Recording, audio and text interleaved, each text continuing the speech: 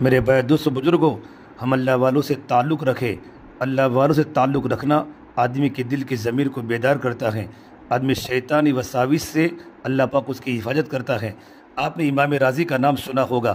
امام راضی رحمۃ اللہ علیہ جو تفسیر کے کنگ ہیں، بہت بڑے منطقی و فلسفی عالم تھے، بہت بڑی تفسیر انہوں نے لکھی ہے۔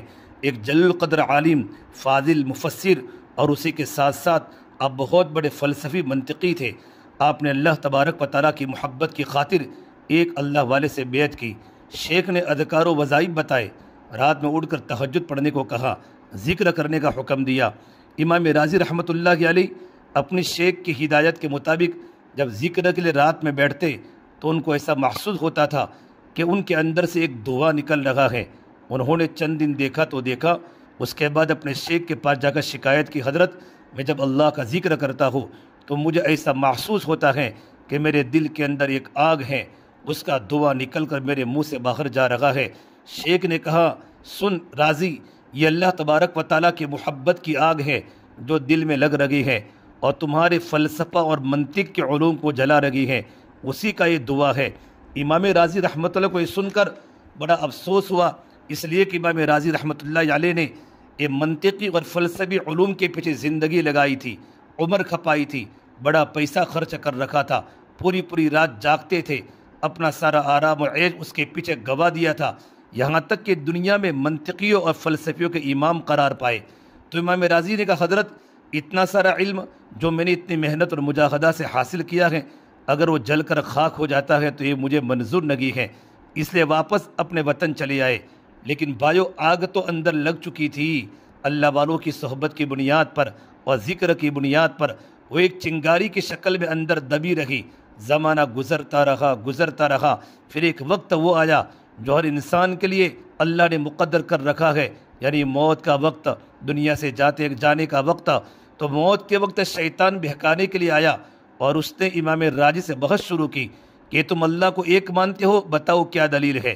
امام راضی رحمۃ اللہ علیہ نے اپنے دماغ سے 100 دلیلیں اللہ کی وحدانیت پر فلسفیانہ منطقیانہ تیار کی تھی۔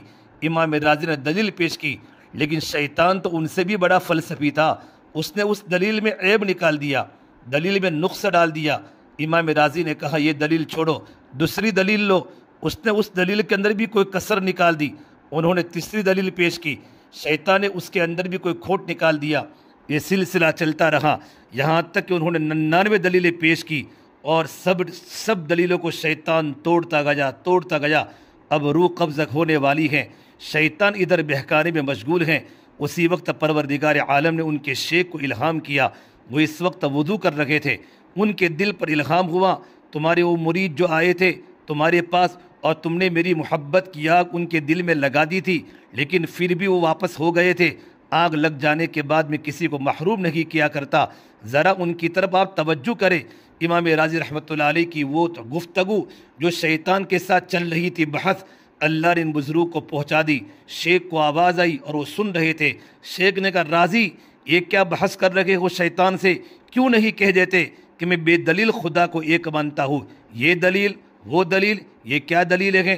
اللہ نے کہہ دیا، کافی ہے ہمارے لیے، میرا اللہ ایک ہے، قل هو اللہ احد۔ اب کسی دلیل کی ضرورت نہیں۔ امام راضی کو اللہ نے شیخ کی آواز سنائی، شیخ کی وہ آواز کان میں آتے ہی امام راضی کی زبان سے نکلا، میں بے دلیل خدا کو ایک مانتا ہوں، مجھے اپنے اللہ کی وحدانیت میں کسی دلیل کی ضرورت نہیں ہے۔ شیطان ہکا بکا رہ گیا۔ جب یہ کہا اسی وقت ان کی روح قبض ہو گئی اور شیطان بھاگ گیا۔ میرے بھائیو، معلوم ہوا اللہ والوں سے تعلق و محبت رکھنے کا سب سے بڑا فائدہ یہ ہوتا ہے، اللہ تبارک و تعالیٰ ان کی وجہ سے ہمیں نوازتے ہیں اور ایمان محفوظ رہتا ہے۔ جو اس راستے پر چل پڑا، جو اس راستے میں داخلہ لے لیا، وہ کبھی محروم نہیں ہوگا، اللہ کبھی نہ کبھی اس کو پہنچا ہی دیتے ہیں۔ میرے بھائیو، بزرگوں کے واقعات میں ایک واقعہ لکھا ہے، امام احمد بن حنبل رحمۃ اللہ علیہ کے زمانے میں ایک آدمی کا انتقال ہوا۔ کسی کے خواب میں وہ شخص آیا تو اس نے پوچھا، بھائی تیرے ساتھ اللہ تعالیٰ کا کیا معاملہ ہوا؟ تو اس نے کہا، اللہ کے فضل سے میری مغفرت ہو گئی۔ پوچھا، کس بنیاد پر مغفرت ہوئی؟